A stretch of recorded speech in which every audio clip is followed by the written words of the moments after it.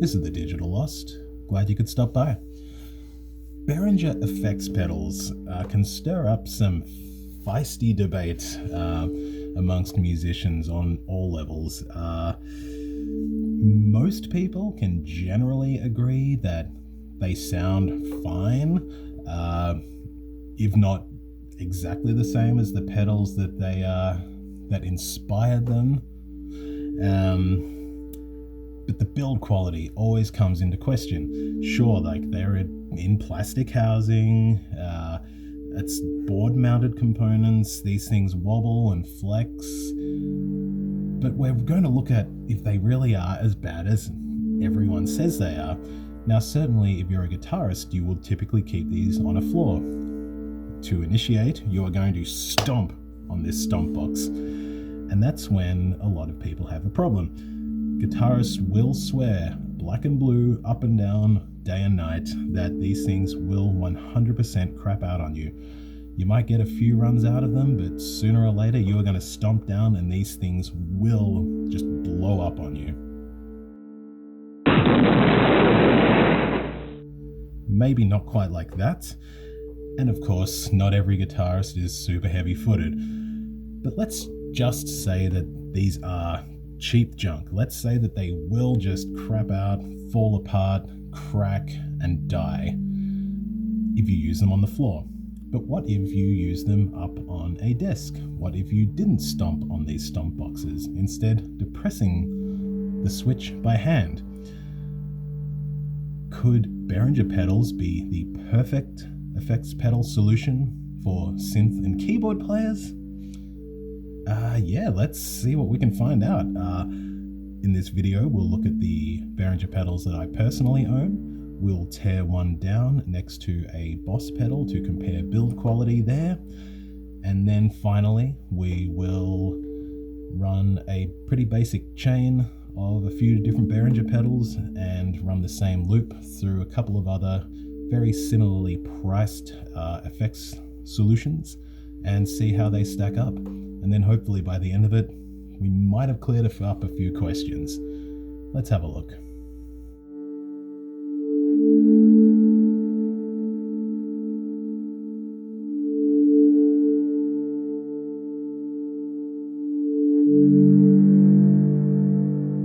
Okay, before we really get into it, I will ask if you have any questions or comments, please go ahead down below. If nothing else, it will hopefully help to serve anyone who might be on the fence about more budget pedals in general, but particularly Behringer pedals. There can be maybe some inaccurate and passionate feelings put out there about these things. Yeah, let's compare experiences. And again, this is specifically tailored for keyboard and synth use. And also, before we get going, I know that you can get a lot cheaper and arguably a lot better like virtual effects through DAWs, etc. We're not here to talk about that. Some of us like to actually have knobs and faders to move, buttons to hit. It's just a workflow thing. One is neither right nor wrong, it's just different. So yeah, if you do find this video helpful, please hit the thumbs up and certainly subscribe. But yeah, let's actually properly now get into it.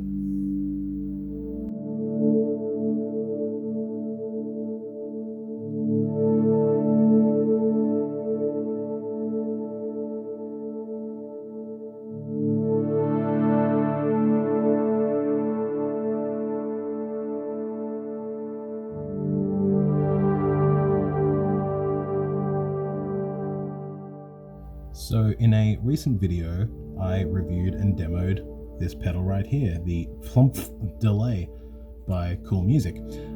I had some feelings about that pedal. I will link it down below in the description, so have a look if you haven't. In that video, I compared that delay pedal to a few other budget delay pedals.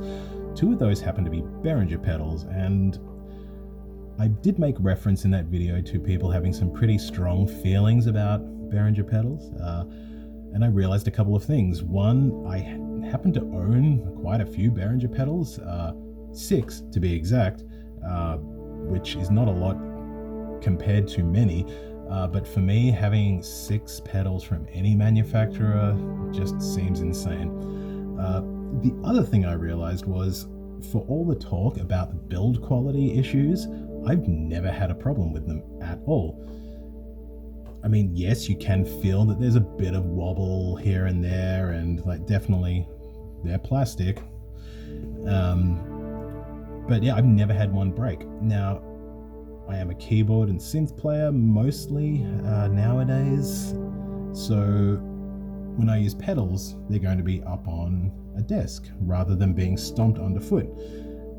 You can probably see my little music area back there. I do have a few pedals out, and yeah, they're all just sitting flat on the desk. And I did start to realize that, yeah, these actually really are a great idea and a great solution if you are a keyboard or synth player on a budget. Aside from the RSM models that came out a while ago, they're a little bit more, but these standard line of pedals, they're about $25 and have been for a while. And that is not much money at all. That's probably a main reason why I did end up with so many of them. I mean, a couple of them I paid for solely with backstage points on Musician's Friend, so I didn't pay anything for them. Sometimes you can still get open box models, which is just insane. I found a couple for about $20 open box.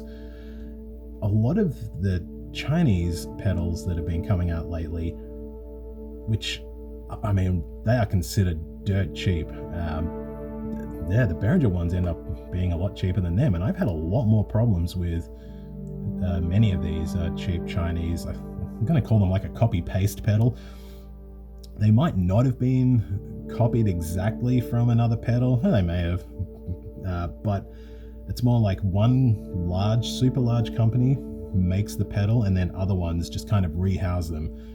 Other people, other videos here, it's not hard to find. They break them down, they compare components, and a lot of these are identical. If you're buying, as a side note in budget pedal buying, if you're going down the Chinese pedal road, go for the cheapest one you can find, because it's probably going to be exactly the same inside as one that is like 2 or 3 times its price.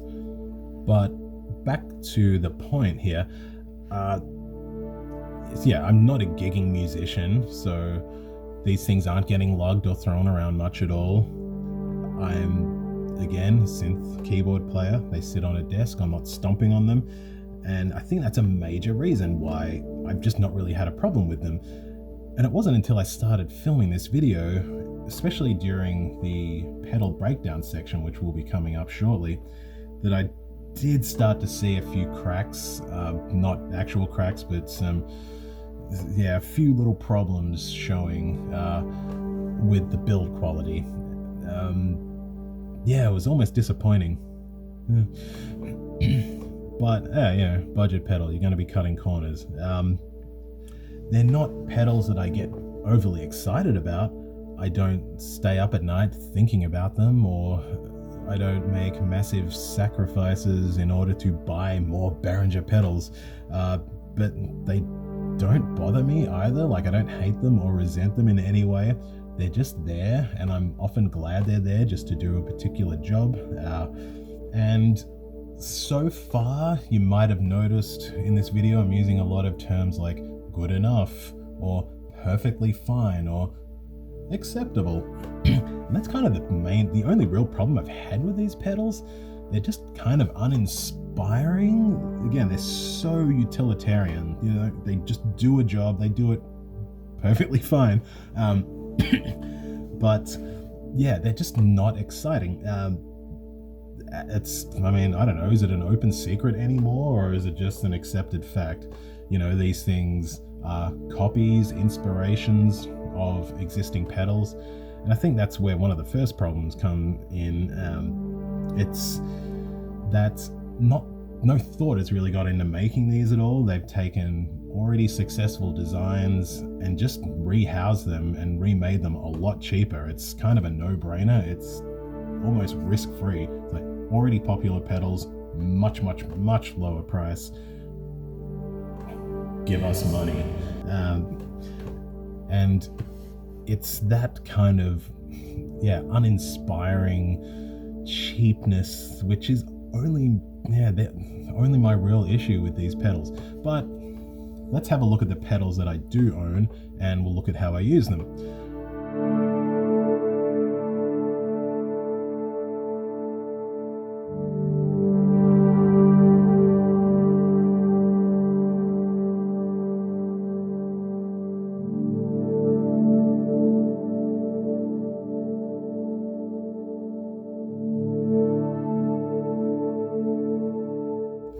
The first two, which we're just going to get out of the way now because I'm not going to bother doing a sound demo on these.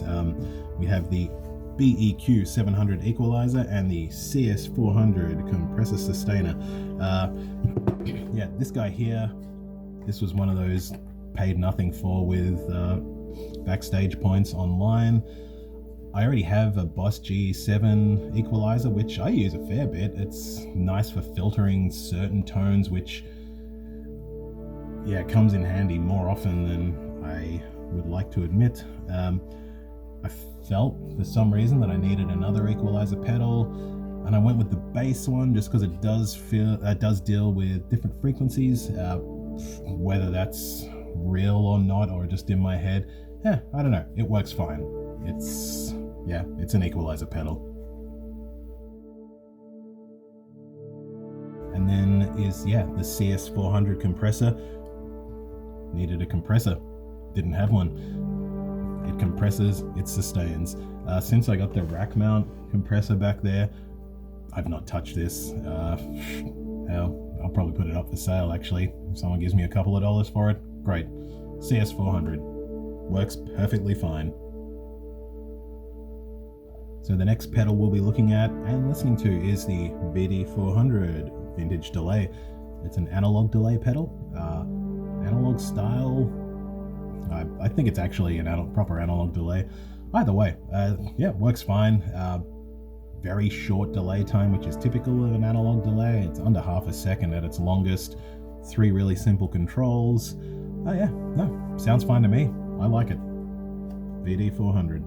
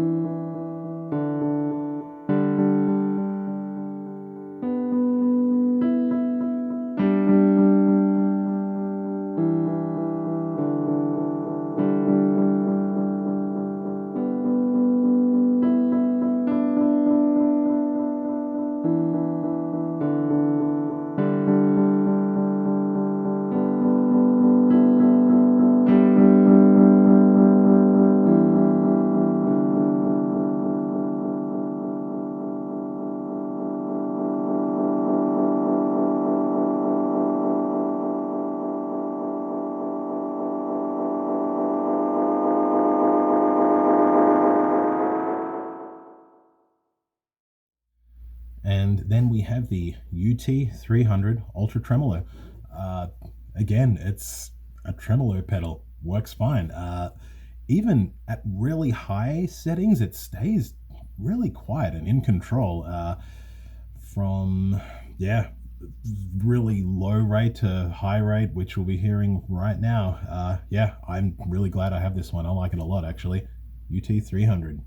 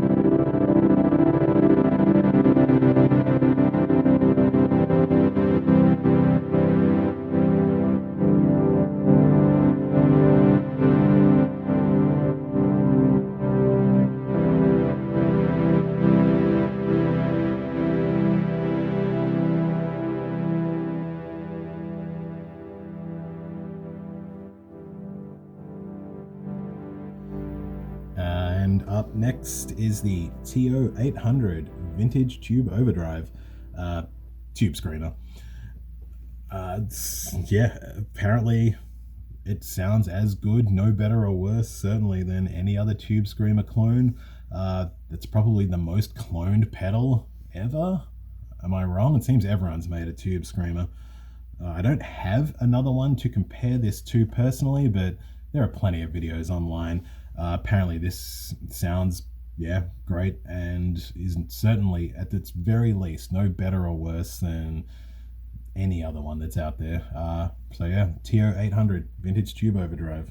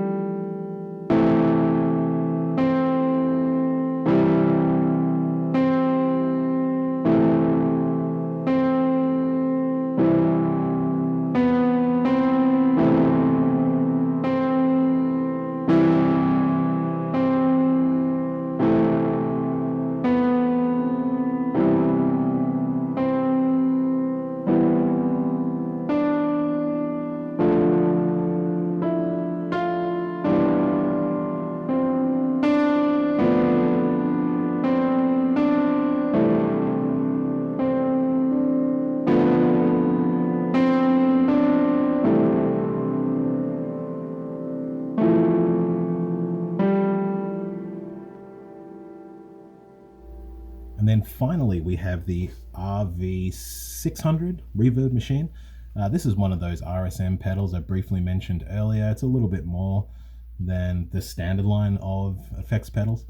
This was the first Behringer pedal that I bought, actually, for, I mean, I'm talking, you know, what, 25 years ago.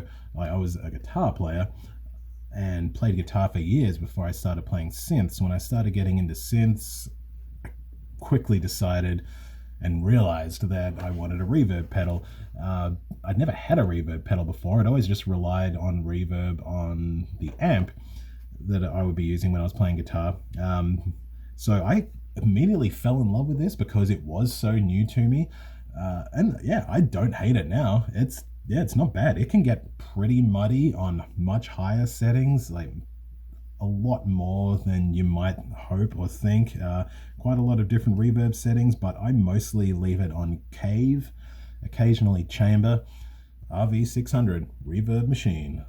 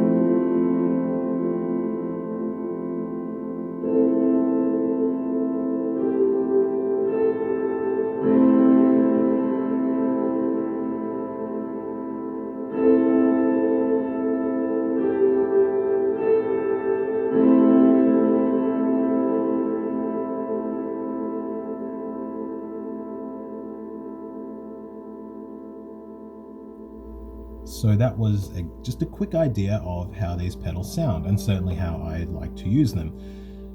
The other major point that we've been talking about is the build quality. So why don't we tear down one of these Behringer pedals right next to a Boss pedal, just to see how things might differ there. Okay, so the first obvious difference that everyone really knows about is what they're made of. We have metal case versus plastic case. It does feel a lot sturdier. I've never really had a major issue with the plastic casing on the Behringers, but again, we're talking desktop use here. But yeah, let's have a look inside. First of all, the paddle that operates the bypass switch there is actually a screwed-on hinge on the Boss. Doesn't remove entirely, whereas the Behringer does. That's where things start to get a bit strange. It's definitely a wobbly kind of paddle on there, and it doesn't feel super sturdy. You can see just a tiny little micro switch in there as well for operating these. The base plate on the Boss, all pretty standard, and the Behringer base plate, actually, not that this really means anything, felt a bit heavier, but it was as soon as you remove that base plate, you can start to notice a second really major point. The whole pedal, aside from being lighter of course, just felt far less solid. It's like so much not only weight but structural integrity is built around that base plate. So we just keep going, we get the back off there, pretty simple inside. Of course, it's a simple pedal, no complaints there. Inside the Boss, of course, it's going to be a little bit more complicated. Obviously, bang, right there you can see major differences are the jacks. You can see that they're soldered directly onto the board in the Behringer, whereas they're wired onto the board in the Boss and bolted to the case, which is certainly going to help with repeated plugging and unplugging. And the switch you can see there is in a housing too, which I much prefer to the little micro switch that you can see on the Behringer. It's just one of those build quality things. It's going to be a lot easier to replace the separate switch if you ever needed to, and it's just far less likely to break, especially underfoot. But once again, that's why we're here to talk about, are they good for desktop use? Metal potentiometers on the Boss as well versus the plastic ones on the Behringer. But you know, otherwise it's all pretty standard for a cheap pedal, board mounted components. Again, for desktop use, I've never really had one of these crap out on me, but I have had some of the cheap Chinese ones in metal casing just die on me for no particular reason. So I'm not really sure how much of that matters. Putting the battery cover paddle back on was a pain though. You can see here, it did not want to get on, and this is not uncommon for these. I really don't like the little spring-loaded clip hinge. It didn't go easily. It was frustrating. I can't imagine having to do that in a hurry in a live situation.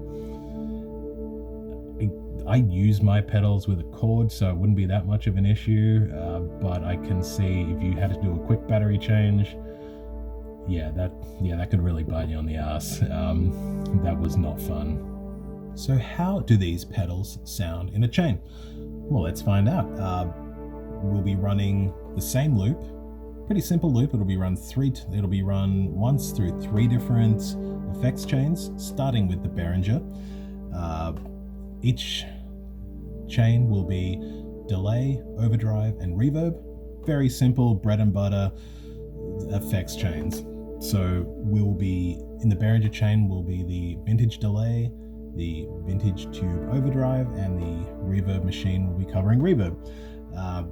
Then we'll be using another chain of very budget pedals, starting with our old friend, the breath delay by Oral Dream. I also reviewed and demoed this pedal. I will leave a link below. It's a fun pedal. It's really cheap. It's not a lot of money. It's very much on par with the Behringer pedals price-wise. metal housing, but I don't think that's here or there with this level of pedal. No, it's a lot of fun. It is picking up local radio very quietly, which is strange. None of my other pedals do that. None of my other equipment does that. Doesn't matter what power source I use or what cables I use. But yeah, this picks up local radio, but you can barely hear it. And yeah, it's a lot of fun. Overdrive will be covered by this interesting chap here, the Bacon and Eggs Distortion by Danelectro. Danelectro makes some really cheap pedals. This is the only one I own. There seems to be quite a lot of love for them. I can see why. This is dirt cheap, a lot of fun, super basic, no controls at all. You basically have a bypass switch and that's it. And tinny little speaker on the front here for some reason. We won't be using that. We'll be using the out jack, of course. Yeah, a lot of fun. Reverb in this chain will be covered by the Snakebite Reverb by K-Line. For all its knobs, this is a really simple, sedate pedal. I say that because most of these knobs don't seem to do much at all. It's not a pedal I hate. Like, it came up pretty cheap, like $30. So I grabbed it just to see what it was like. Much like the Behringer pedals, I don't resent it, but I don't really care about it. It does a job. Basically, this pre-delay knob is the only one that seems to do much at all. It gives a very ghostly eeriness, which I know other pedals have pre-delay, but yeah, this one, yeah, it's just got something on that knob. It just very eerie background kind of reverb tail. Yeah, again, it's pretty simple. It's quite a bit of fun, but that'll be covering reverb on that chain. And in the last chain, well, it's not really going to be a chain so much, and it's also not going to be a pedal. We'll be using the M300 by TC Electronics. It's a rack mount multi-effect. You might be able to see two of them in the background back there. I love these. I wanted to use them because, again, we are looking at keyboards and synths and desktop use. So we're going to assume you're not portable right now. So I feel it would be a disservice to not mention these things because A, they sound amazing. B, if you look online, if you get on eBay, I'm not saying right now you will 100% find one for $50, but yeah, one of them cost me like $49. The other one was $70. For that price, like, yeah, I have to mention and use them. I can't speak more highly of them. It's kind of a weird little secret thing, how just cheap those things can get. I use it on basically everything I do. They don't have any kind of overdrive, so I'll just be using the overdrive, that's the distortion I should say, which is built into the CS back there. It's, you know, we're looking at budget solutions here, so we're going to use what we can. If I have distortion already built into a piece of equipment, we're going to use it. So yeah, simple loop, which will be played. Yeah, Yamaha Reface CP will always be going through distortion. Will always be going through delay. The CS will be going through distortion, and any reverb will be just put on the effects loop through my mixer. But yeah, let's have a look.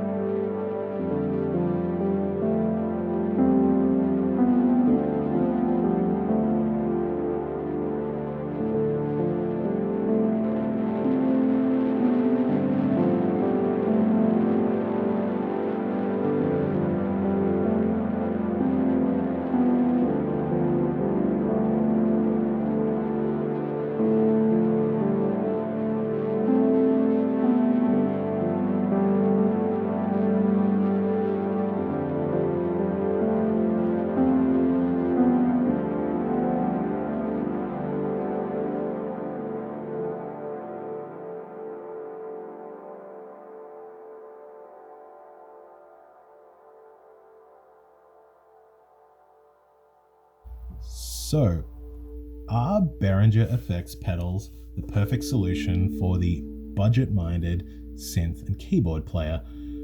I'm going to go ahead and say almost 100% probably. Again, there's that non-committal response going here.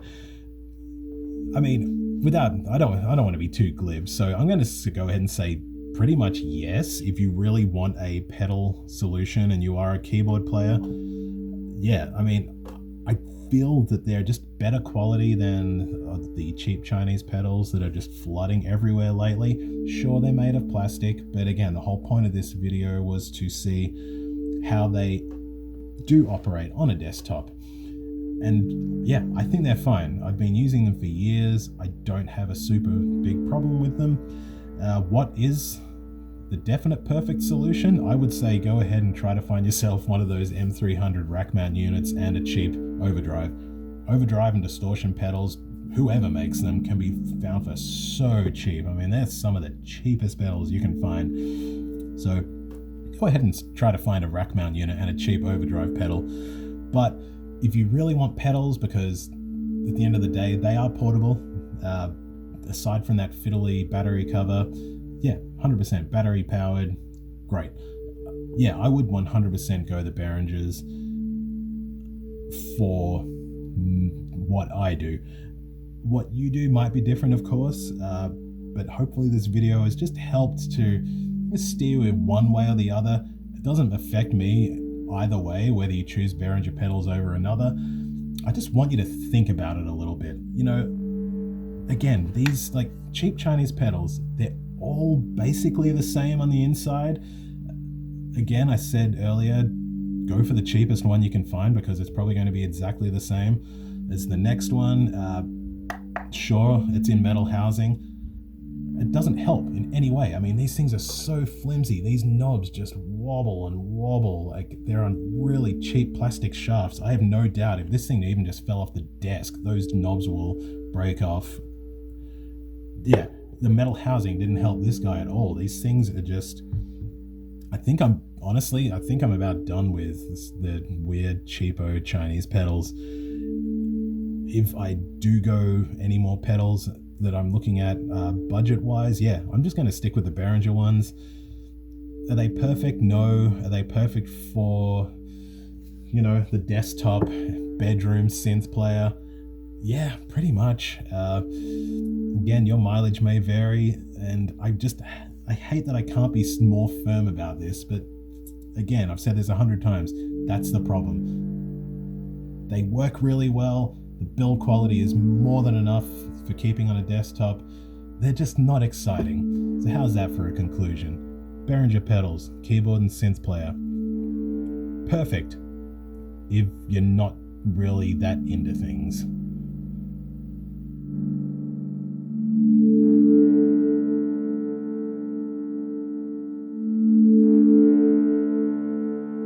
But again, please leave your thoughts and comments below, particularly about Behringer pedals. How have they worked for you? Are you a keyboard and synth player? Do you use Behringer pedals? Have you found another like very similarly budgeted brand that works as well, that has the same perfectly acceptable build quality? Like, please go ahead and let me know. If nothing else, again, it will help other people who might not be sure if this is what is for them. Again, it's like buying budget gear sucks so much. It's just so hit or miss. Yeah, it does. It stinks. It's awful. If you're buying budget gear, unless you're going for some stupid aesthetic or something, which fuck you if you are, like you're buying it because that's the choice you have. So, you know, let's just try to keep some conversation, some kind of record going of what's working, what's not. For my money, yeah, go with a Behringer pedal, like $25 US. Yeah, it's going to be your best bet, honestly. I've gone through a lot of these Chinese pedals and like third of the time they just crap out on you, whereas many of these Behringer ones I've had for years and I've never had a problem with them. Unexciting, yes. Work well, yeah, definitely. So yeah, please go ahead down below, let us know your own experiences, good or bad. Please do. And if you found this video helpful, again, please hit the thumbs up. While you're here, please check out some of my other channel. I've got other gear reviews. I've got plenty of music that I do. If you're still enjoying what you're seeing, please hit subscribe. It's really helpful. It's really appreciated. It'll help other people find these videos. Yeah, let's just keep something going here. So again, thanks for dropping by. Thanks for sticking through to the end. If you have, check again soon for more gear reviews and more music. And yeah, hey, just keep doing whatever you're doing out there. Unless it's bad, don't do that. But yeah, thanks again. Cheers.